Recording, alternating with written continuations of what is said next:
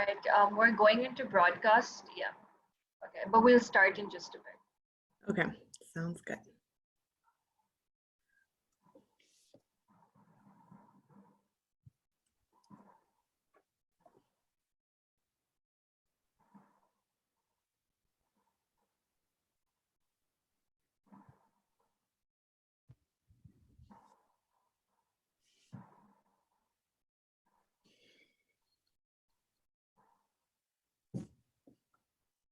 All right, hi everyone.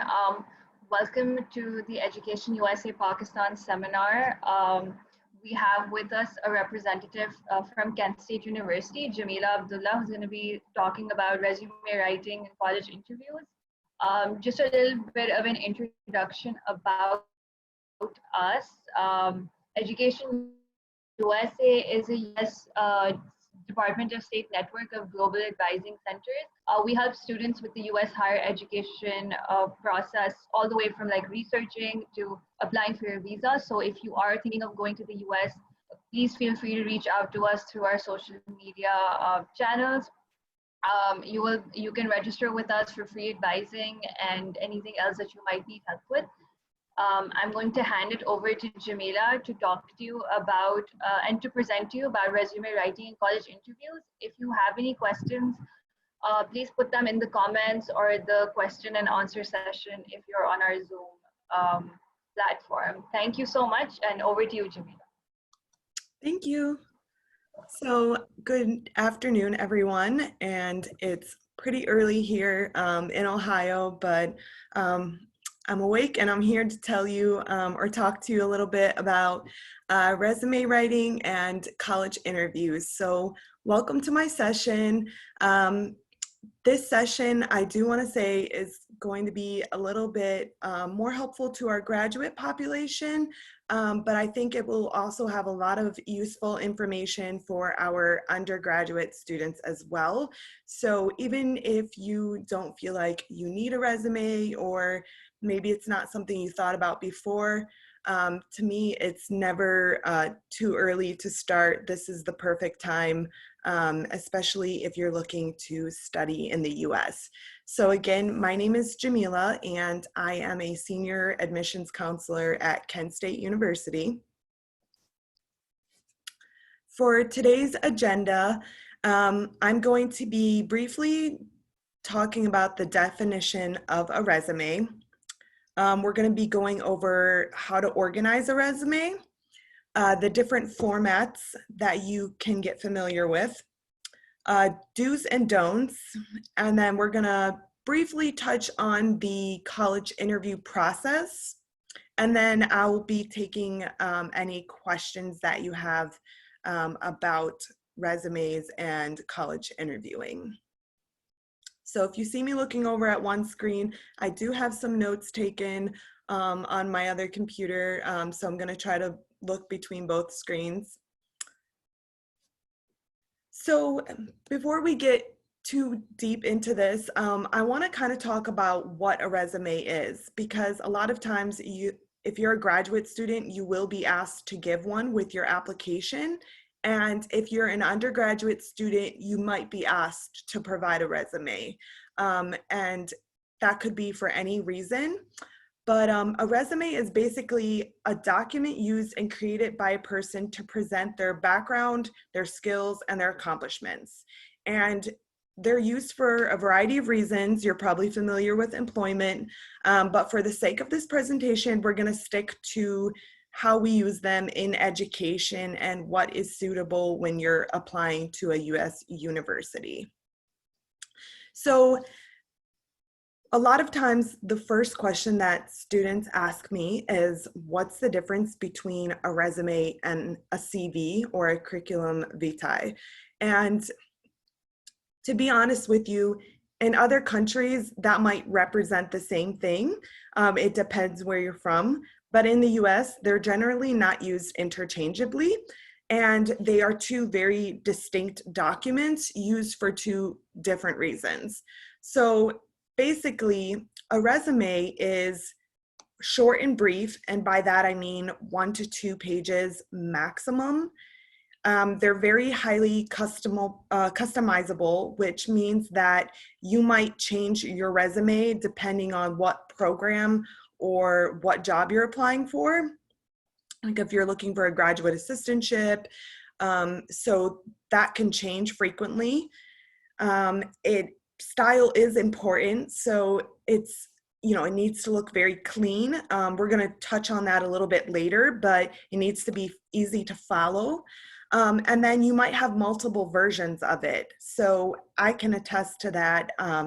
Every time I applied to a different graduate program at a different school, I would change my resume depending on what the program was or what the university was looking for in a candidate. So we'll touch on making that as well a little bit more customized. A CV is different because there's generally no length restriction. So those can be 5 to 6 pages. They're more based on content. So there's a lot of details about achievements, education, and projects, but it's focused more on the qualification and less on like experiences in an orderly fashion. And when you give a CV, generally it's one size fits all. So the company or the school that you're looking at, they're going to be looking at your goal statement. They might need to look somewhere else to see more specific details about you. Whereas with a resume, it's pretty customized, and then they should be able to get a pretty good picture about you by just looking at that document. So those are like the main differences between a resume and a curriculum vitae. And so I took these pictures from Indeed because I felt like they were the best examples that I could find. But you can tell here that the professional history on the resume format on the left side of the screen is very organized with bullet points, whereas when you look at the professional history on the CV, it kind of looks like there's paragraphs going on, there's not many bullet points. And also CVs have a lot of other information at the bottom of them, whereas a resume, you can stick to a very simple format. So when I talk about resumes, you have to think about the 3 C's. And it's interesting because a lot of places define the 3 C's differently. But for this presentation, I've chosen the 3 that make most sense to me. So when you're creating a resume, the first thing you need to do is have clarity. So you need to be very clear and concise, no messy language, no using fancy words that like people might not understand. Don't try to make them too fancy either, because sometimes you'll misuse language. So definitely keep it simple for your reader. The second C is chronological, and this is super important. So chronological means you start with the present and you end with the past. And the reason this is very common in the US is because it kind of shows your progression, and it really can highlight your promotions and your growth if you stick with a chronological order. And we'll touch on that a little bit later too. And then conciseness, it's important to also be as concise, meaning stick to the main points, don't get too detailed. You'll have an opportunity in an interview to speak in detail about some of the points on your resume. And so for a tip, I would say be cohesive. Make sure you have a clean format with no spelling errors, and it's okay to review your resume multiple times to ensure there's no issues with it. So now we're gonna kind of go over the different ways to organize your resume. And so one of the questions that I get is like, how should I organize my resume? Is there one way to do that? And the answer is actually no. So there is no right way or one way. If you go online and you search right resumes or good resumes, you'll still see there's quite a variety out there, and everyone has their own preferred style that makes sense to them. However, in general, you'll find that there's 3 types of formats that people most likely will follow. And those will be chronological, functional, and combination. So when we're talking about a chronological resume, again, it starts with it's usually in reverse order, which means you start with your most recent experience. And this resume is the most popular type of resume that you're going to see in general. Rarely will you see people start with their past achievements and go down. Again, this is just easier for the reader. Functional means that there is no focus on the timeline. So you're going to see more of a highlight of the skills and achievements of someone. And it's not going to necessarily look like just points or bullet points. And it's going to have maybe like, instead of saying like a job and a date, it's going to be like, here's a skill. And these are some of the things underneath of it that I've did in various positions. So it's a little bit different. I would say it's more popular for those with a lot of different experiences, a lot of work experience. And then a combination resume, this gets a little bit more popular once you have 1 to 2 years of experience with time.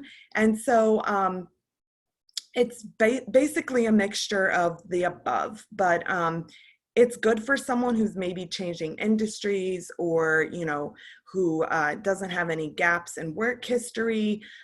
For me, my personal advice to you is to stick to the chronological resume. It's great for someone who's a beginner. You can save the fancier resume styles for later once you have more experiences, but the chronological works for anyone, even if you do have a ton of experience. It's still the easiest, like I said earlier, to read and the most commonly used and expected. So now we're going to go over the contents of a resume, and I think this is super important because generally most resumes have the first 5 that you see listed here, and then the bottom 4 will be completely up to you. So we'll have identification, an objective, educational information, work experience, skills, and then you have publications, trainings, honors activities, and references. And the bottom 4 may be common, again, for someone who has more experience, whereas the top 5, I think they're great for anyone. And now I'm gonna just go a little bit deeper into those top 5 that I feel like everyone's gonna most likely have on their resume. So the first thing you need to do is you do have to identify yourself on your resume. So full name, address, phone number, and an email. And I'm giving you an example. This is my office information, but you can see that I have my name. The second line is my address for Kent State University, my office phone number, and my email address. So for the sake of this presentation, I obviously used my office information, but for you, you definitely want to use your where you live, your address, your phone number for, a number that you can be contacted at any time, and then your email address that you're using and you're checking frequently.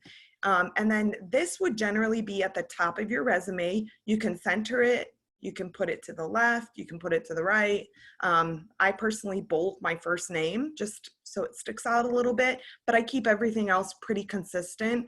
And I like to center mine. So it just depends on what your eye prefers. There is no, again, right or wrong for that.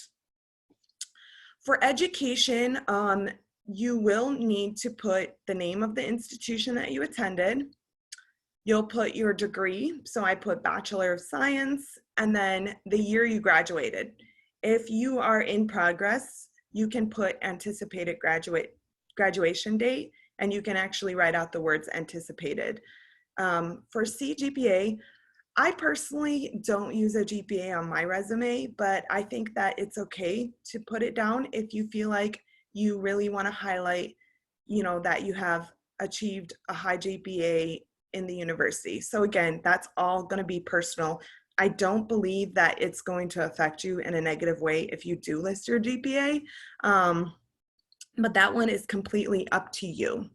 And then you're gonna have a specialization, which would be where you put like your concentration if you did a specific area in science.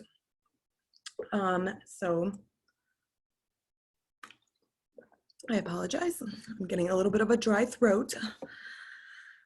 So now we can talk about experience. So in the experience section, you are gonna focus on internships, projects, literally your work experience, whichever you have.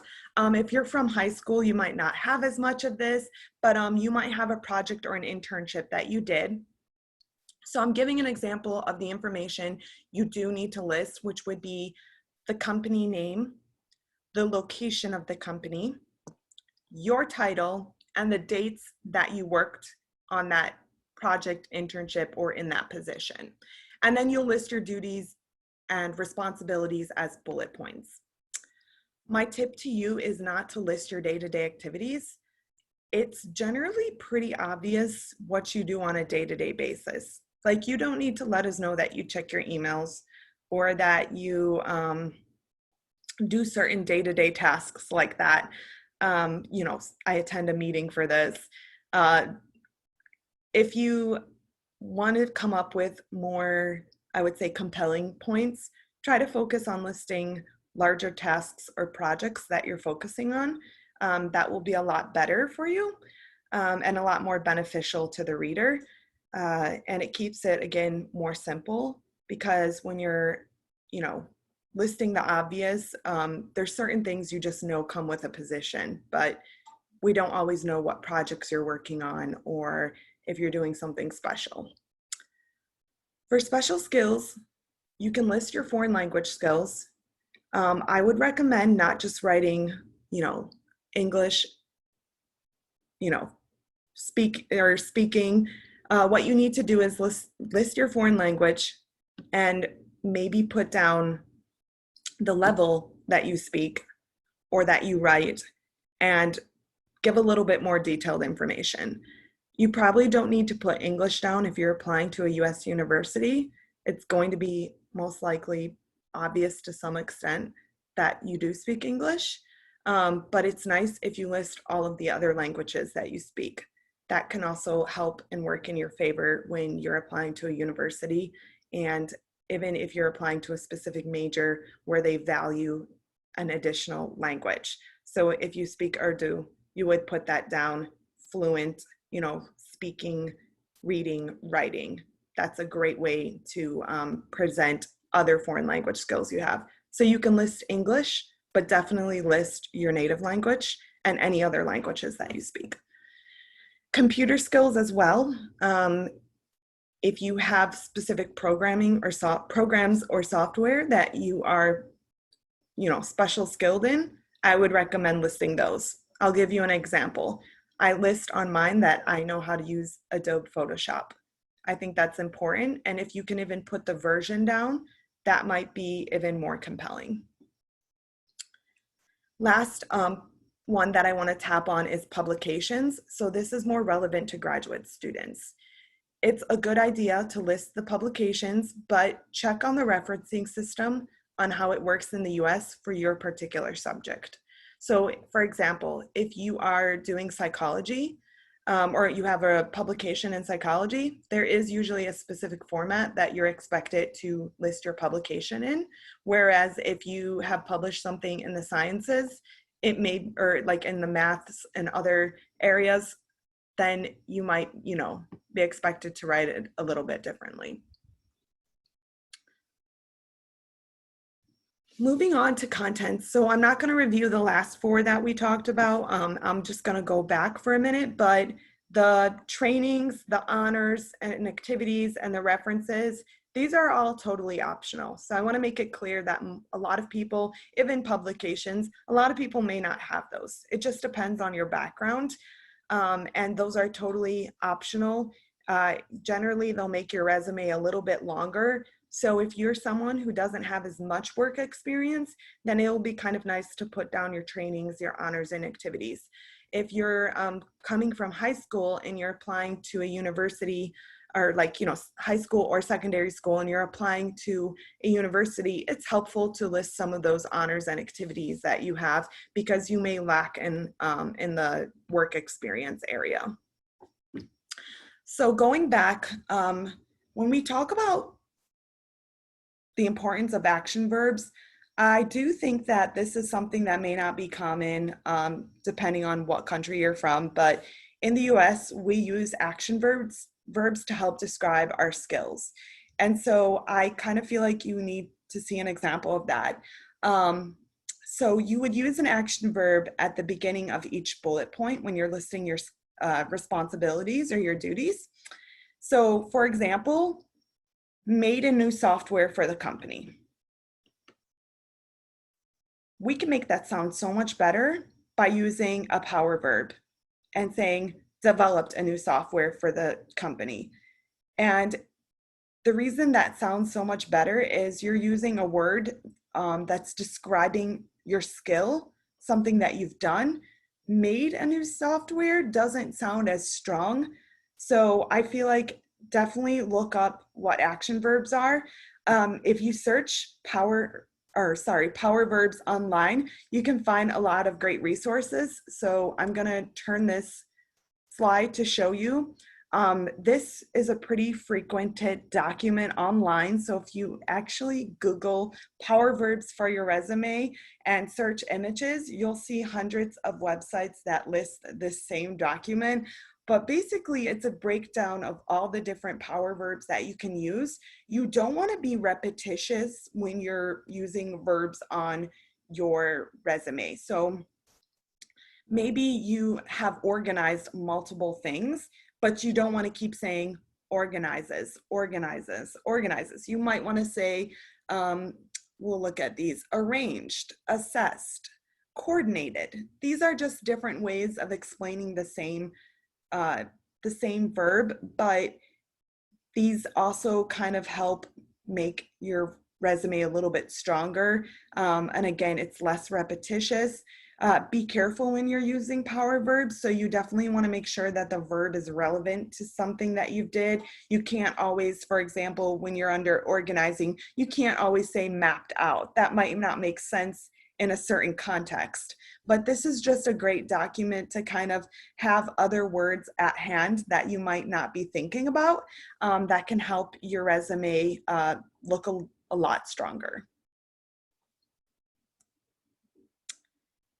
Now I'm going to touch briefly on do's and don'ts. And these are things that I personally have thought are most important for resumes. And so the first one is do focus on the facts and keep it simple. So don't go and write long paragraphs. Generally, when you write something down on your resume, if someone is interested to know more, they're going to ask you about it. So keep it simple, keep it one line for each responsibility if you're under work experience or if you're under a project trying to come up with things to say. Do start each sentence with an action verb. That's what we just went over, and that's super important. Be mindful of your grammar and tenses. So if you're talking about a position you're in right now, you're going to want to use active language. So you're not going to say organized, you're going to say organizes, because you're currently doing that task. And if you're going to use that action verb and that tense, then you're going to need to stick to it for the entire position or project. So if you left your last job and you wrote 5 different, lines about it, you can say organized, you can say, pictured, or, we can go back here. You can say evaluated, developed. But if you're in a position right now, you want to say develops, organizes. So be careful with your tenses. It can get a little confusing, but if you review it over, or if you check your resume over and over, sometimes I found that I can catch those pretty quickly by reading each bullet point out loud. Be mindful of your punctuation. I know it's sometimes we add a period at the end of a sentence out of habit. And if you're going to use it in one sentence, then you're going to need to do that for all sentences. Do keep your resume short in length. So like I said, it will be a lot less boring or a lot, easier to read, but if you're applying to a university, someone like myself, when I'm looking at a resume, after the first 2 pages, I'm not sure what I'm looking at. And it's not a bad thing, but for the sake of applying to a university, and if you're a grad student even, keep it 2 pages maximum. Do pay attention to your margins and your white space. So if you don't have information, don't create large spaces just to make something longer in length. So if you feel like, oh, my resume should be 2 pages, don't just, click the space button and create a large blank space on your resume so that it moves on to the next page. It won't look good. Try to stick to normal margins, and generally you can look them up online, but there's a specific width and everything that you should try to stick to that's pretty normal across all the boards. And then last, do use a familiar font. So I know it gets tempting to use more beautiful fonts, but those also get a lot more complicated to read. So try to stick to like a Times New Roman or an Arial. Stick to a black colored text and size 11 or 12 fonts. So don't shrink your font just to make your resume, everything fit on your resume, because someone's reading that and it's going to be more difficult. And also for color, just be mindful that it sounds silly, but some people's eyes can't adjust to color as well. And there's a lot of people who are slightly colorblind. And so if you use, a light blue or a bright pink, you may not, or someone may not be able to read it as well. So try to stick, or I would say rule of thumb, stick to the black colored text. And there will be an exception to that on the next page. So these are the things that I think you should not do. So number 1 is don't misspell or misuse words. Again, I know you want to sound great, and I totally get it, but you don't need to misuse a word or accidentally say something wrong just to look fancier. Using simple language sometimes gets the point across better.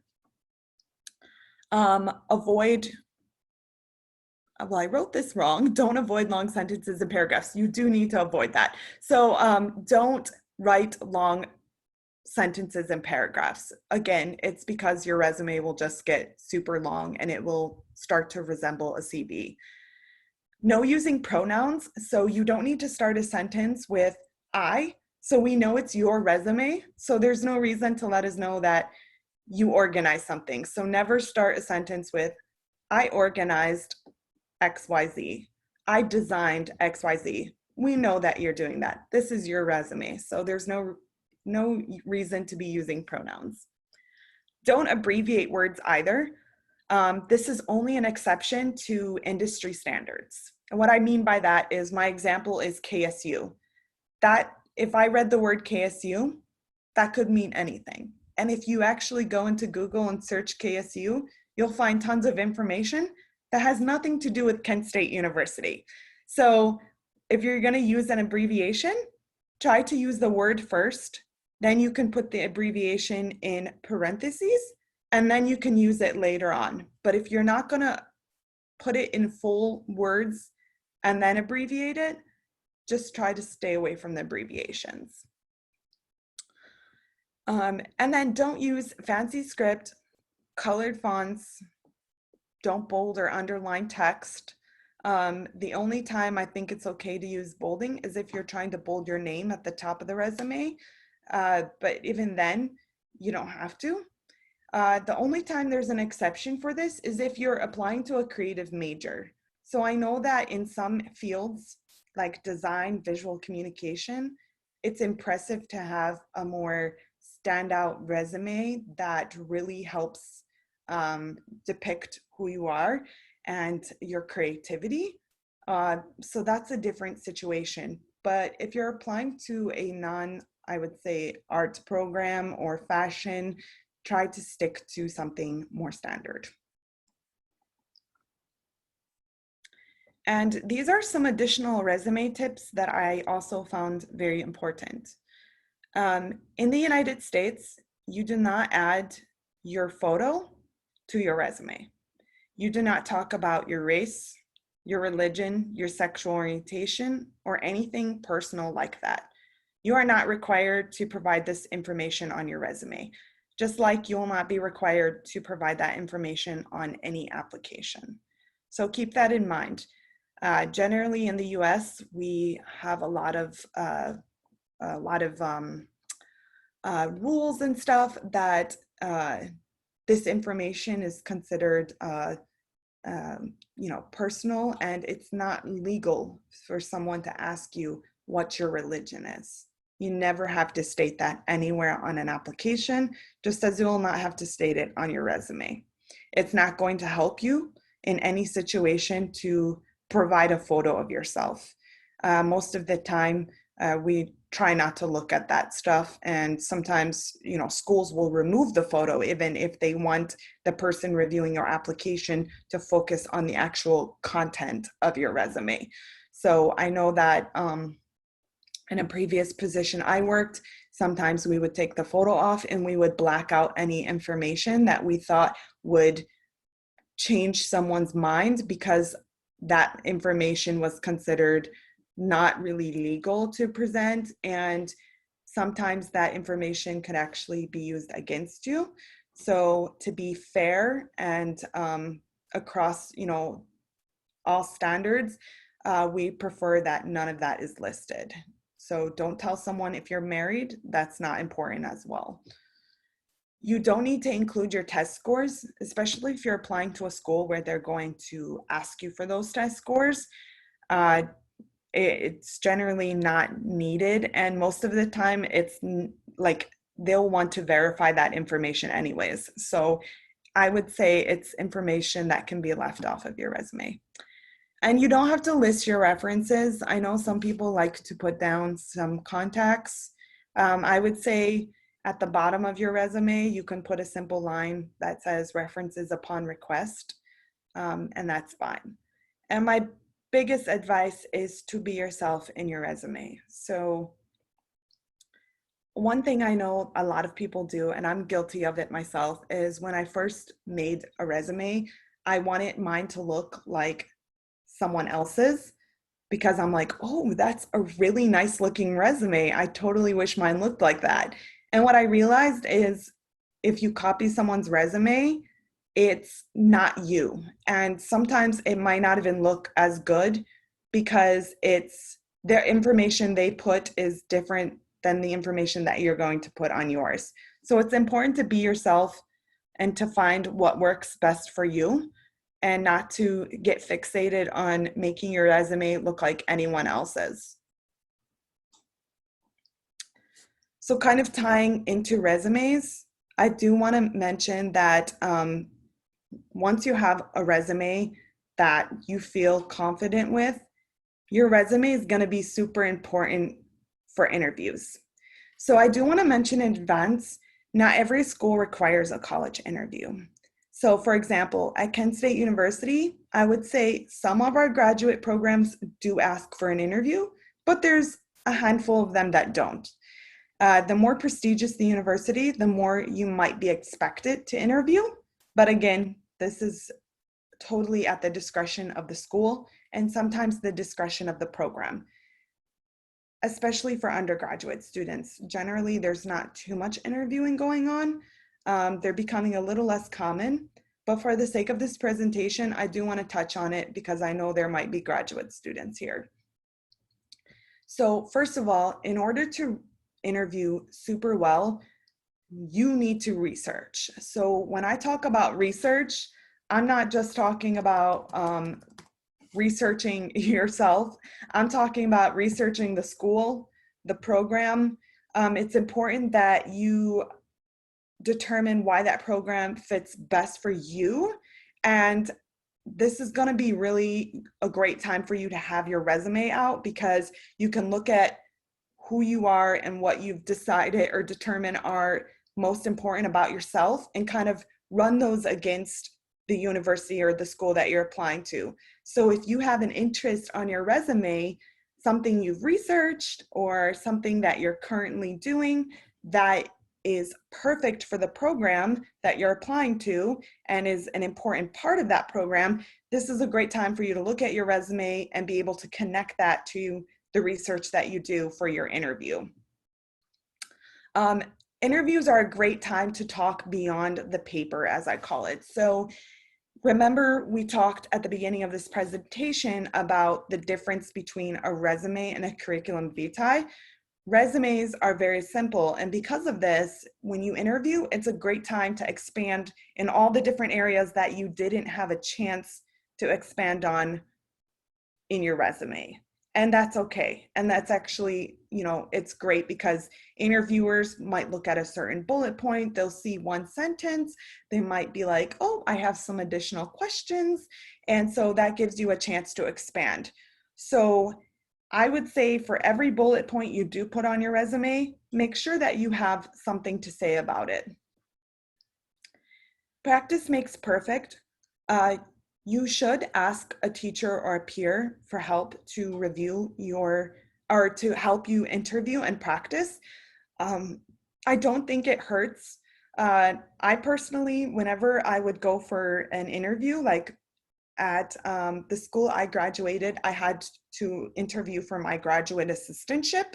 And I remember that I went to my sister, I went to one of my favorite professors, I went to a lot of my friends, and I asked people to basically interview me and to practice some of the more simple questions. So at the bottom, I've listed some of the basics that you're gonna hear all the time, like tell me about yourself, or why did you choose Kent State's program? And a lot of times we might think a little bit too much about those questions. So it's a great thing to just practice with someone, get it down to like the perfect medium of what you think sounds the best. But I do want to mention that, it's not embarrassing. Don't ever feel shy to ask someone for help. The more you practice, the better. And if you really don't want to ask someone, just practice in front of the mirror. I know that sounds crazy a little bit, but I used to talk in front of the mirror when I was practicing interviewing, and it sounds funny, but it can really help because you can see the way you're talking, or even like your hand movements, kind of the same way I'm talking in front of this screen right now. So definitely practice as much as you can. And then last, I would say find popular websites with sample questions. There are so many resources out there online, but find a reputable one, such as College Board, Princeton Review, Forbes. There's many others, but go to these websites and look up interview questions. Many of them will list 10 to 15 of the most popular questions. And by getting familiar with some of the basics, I'm positive that you will not go into any interview blindsided or confused or surprised by one of the questions you get. Just keep in mind that generally when you're doing a college interview, or even an interview for like a graduate assistantship, they really just want to make sure that you have done the research about the university or the position, and that you're able to articulate yourself and the position and why you're a good fit. So that's pretty much all they're looking for. Before I wrap up this session, I want to touch a little bit about Kent State University. This is my beautiful campus. As you can see, we have a lot going on here, but this is during the fall. Kent State University, we're known as Tree City because, as you can see in the photo, there are a lot of trees and nature in our campus. We have over 300 bachelor's, master's, and doctoral programs at Kent State. And we currently have around 1,500 international students that come from over 100 countries. And so one of the things I just wanted to touch on is during this presentation, you've seen that I've placed a huge emphasis on the importance of a resume and an interview. And I want to say that in the United States, those things are super important to us. So important to the extent that many universities like Kent State have centers and offices dedicated to helping you with this. So at Kent State, we have a career and exploration and development office.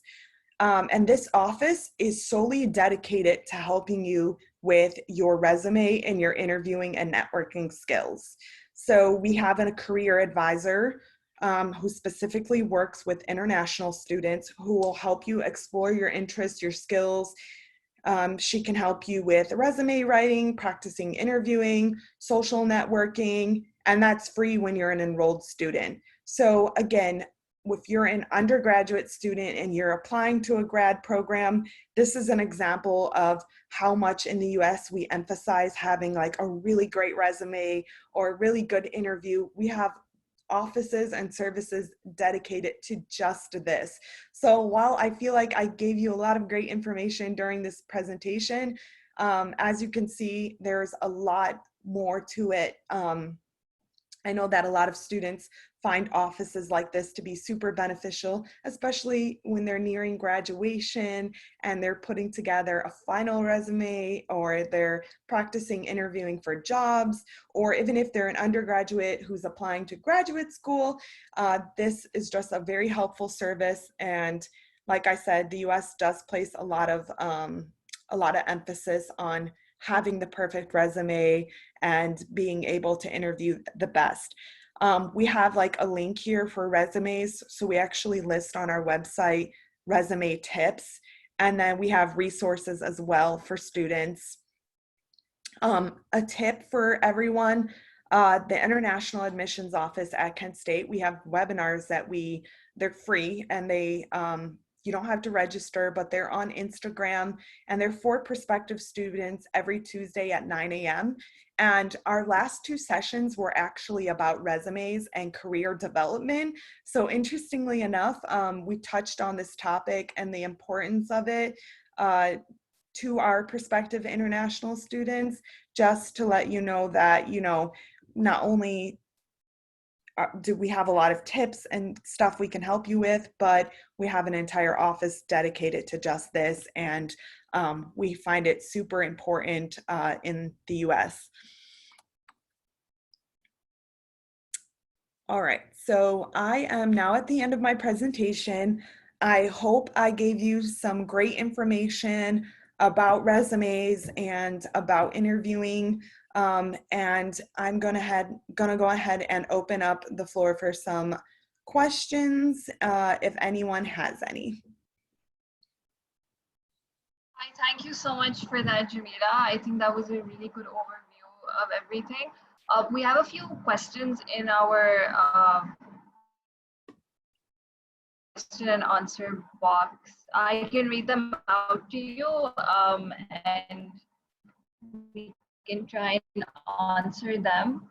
So I think there was one question about, says if it's absolutely necessary to put them on the resume, considering safety and security as well. Which one would that, or can you repeat the beginning of the question? Is the address necessary to be mentioned in the resume? Because it has to be sent to many companies. Yeah, so I totally understand safety and security, but you're most likely going to be giving that information anyways to a prospective employer or university. So I know, like, when you're filling out an application to Kent State, you do have to give us a permanent address. You have to give us your current address. And so safety and security, I totally understand the concern, but generally you are most likely giving that information anyways. I would say that it would be acceptable to put your name and contact information down.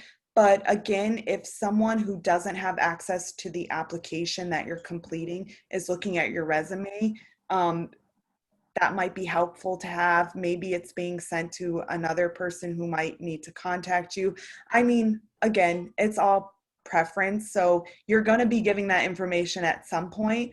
As long as it's a trusted source, though, I think that's important. So when you're giving your resume, as long as you're not emailing it to someone you don't know, that could be a concern. Don't stick your address at the top. But if you're uploading it to an application, keep in mind that applications are very, very secure. We don't just share your application information with anyone. So it would be completely safe for you to put your address at the top of your resume in that case.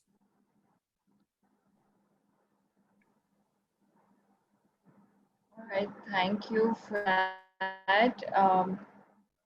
There is another question about languages. So in Pakistan, we have a lot of local languages as well. And the question is, for languages, can we add local languages too, or should we only mention international and widely used languages on our resume? Again, I think that would be preference. I don't see any reason why you wouldn't be able to list those down, because I do think that it could appeal to an interviewer or to a university that you have the ability to communicate with different populations using a specific language that's native to them. So I would say, though, if you're going to list less commonly spoke languages or more local languages, you do need to add the line that I emphasized earlier about level of speaking, or emphasize if it's something you just read or that you just write in. So give a little bit of information. Maybe you only speak, but you don't have the ability to read or write. So I think it's important to just give a little bit of background as to how much you know about that language, and then it's perfectly fine to list. So it's not mandatory, but I would say in no way it could hurt you to show someone that you have the ability to adapt well and you can speak that many languages. I think someone would be probably more impressed than anything else. All right, thank you. We have another question here. I have a gap of 2 years between my degree and my job. Does it give a bad impression? And is it okay if I don't put my graduation year on the resume? What do you think? Personally, I think that you should always list when you graduated, even if it's going to show that there was a gap between graduation and your job. Now, this would go by who's interviewing you or who's looking at your resume. Generally, if someone has a question, they'll ask you like, can you please explain this gap on your resume? As long as you're able to provide information, it's okay to have a gap on your resume, like the years and stuff. I know someone personally who, for example, lost a position, but it didn't stop them from putting down when they graduated. When they started a job, they literally lost it, unfortunately, after a couple of months, and they didn't find new employment for at least a year. So there was like this gap that looked a little concerning, but it's not at all. Generally, interviewers will ask you, can you explain that gap to us? And, you just be honest and forward with them. If you were taking a break, if you're like a student who takes a gap year, gap years are not uncommon. For sure, I can tell you those are becoming increasingly more popular with people nowadays. Taking a year after school or after they graduate, maybe you had a difficult time finding employment. There's just so many reasons why people now have gaps in their resumes, but just always be ready to have an explanation for that. So it's not necessarily going to hurt you if you have it. Just be ready to give a thorough explanation if that question is asked. Sometimes it's absolutely not asked.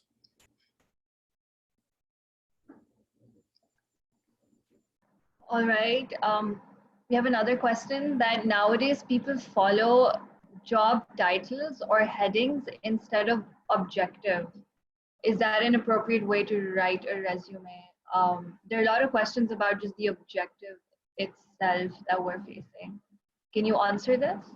Yeah, I can definitely talk about that. So, the objective is now like the common debate among everyone because objectives used to be pretty necessary, and now it's stating almost the obvious, right? So, if your objective is I'm applying to a position, it's pretty obvious you're applying to the position. So, of course, that's your objective.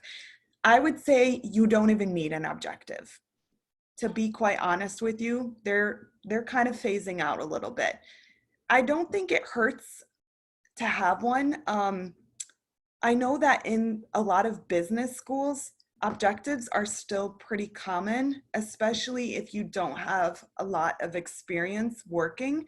You'll see a lot of people use it to justify certain things like skills. So it's becoming less of an objective and more of like a paragraph uh, briefly discussing yourself. So I would say you don't need an objective. It's totally optional. I think it looks worse when your objective is, very plain and states too much of the obvious. So if you are going to add an objective, it should be unique. I can't give an example offhand, unfortunately, because I'd probably have to think very thoroughly about a certain objective, but just know that if you are going to put an objective, do not list something like, I am applying to this program, because it's pretty obvious you submitted an application. Of course, you're applying to the program. So if you use the objective, use it wisely. But to answer your question in short, it's no longer absolutely necessary to have.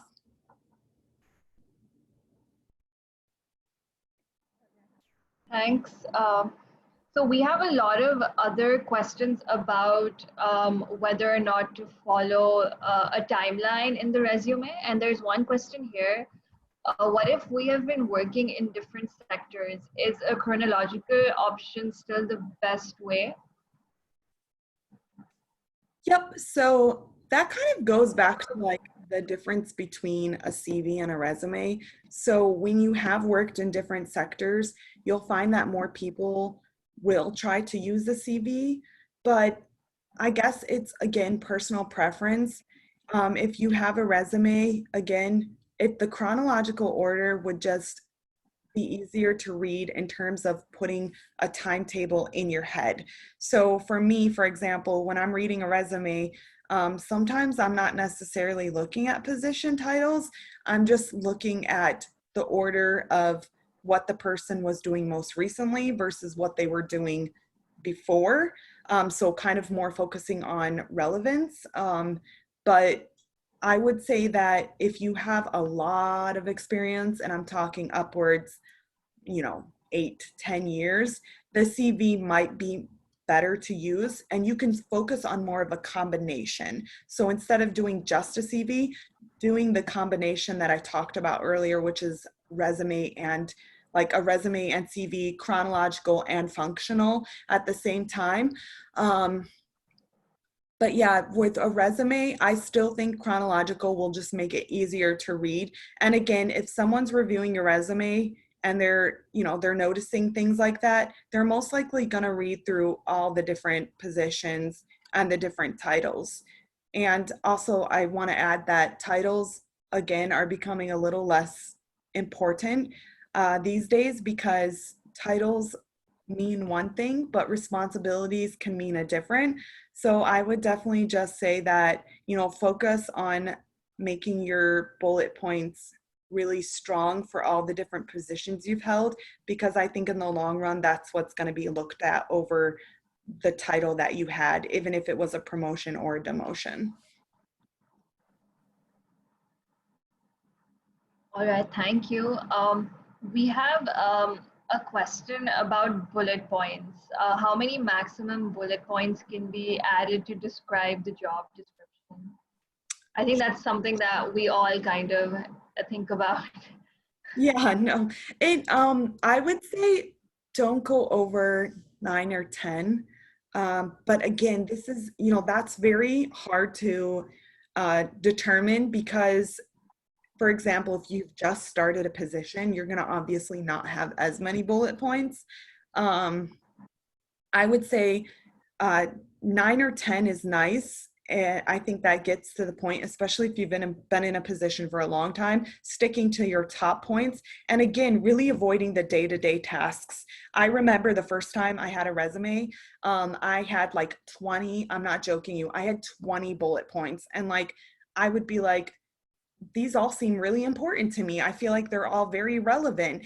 And then when I started to read through them, I'm like, okay, that's a task that, monitors, this XYZ. Well, monitoring that is part of my job description. That's something that I'm doing on a day-to-day basis. So I would say try to take, if you have too many, try to go through and be like, what are some of these that are pretty obvious that are expected of me?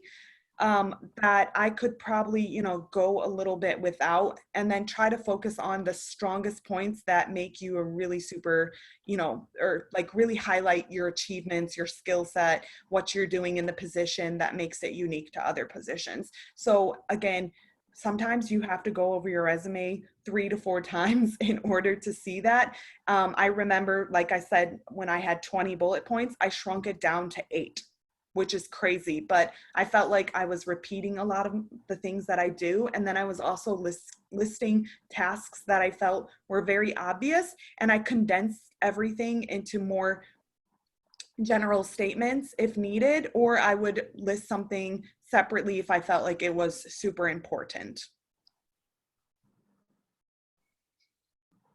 Thank you. I think we can take one more question about activities. So is it appreciated to include your voluntary work or participation in an organization or NGO in your activities bar? Yes. So that's a great question.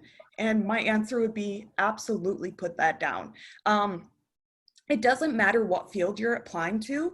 Sometimes activities are showing your leadership or showing that you are a diverse candidate, that you have many interests. And instead of listing those interests, by listing your volunteer activity, it can be assumed that that's something that you're interested in. So I think it's great to have all your different volunteer activities listed under your activity section.